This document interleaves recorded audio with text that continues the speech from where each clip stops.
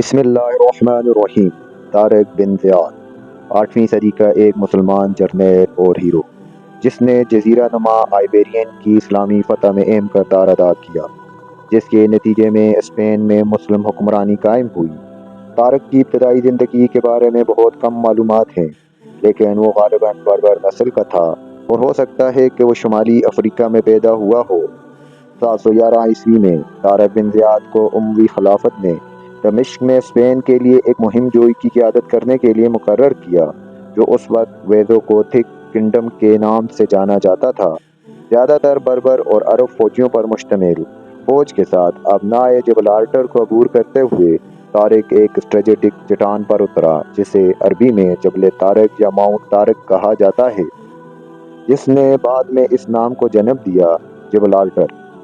طارق کی افواج نے جولائی 711 میں گواڈلیٹ کی لڑائی میں کنگ روڈرک کی قیادت میں ویزوگوتھک فوج کا سامنا کیا اور اسے شکست دی۔ اس کے بعد طارق نے تیزی سے ترقی کی، موجودہ اسپین کے شہروں اور علاقوں پر قبضہ کر لیا، بشمول تولیدو، کرتبہ اور اندلس کے کچھ حصے۔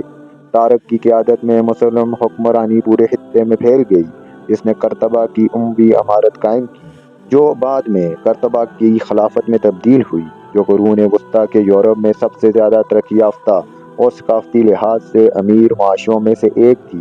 اس کی فوجی کامیابیوں کے باوجود اسپین میں طارق ابن زیاد کا دور حکومت نسبتاً مختصر تھا۔ اموی انتظامیہ کے اندر سیاسی سازشوں اور دشمنیوں کی وجہ سے اسے دمشق واپس بلایا گیا، جہاں اسے الزامات کا سامنا کرنا پڑا اور کچھ عرصہ کے لیے قید بھی کیا گیا۔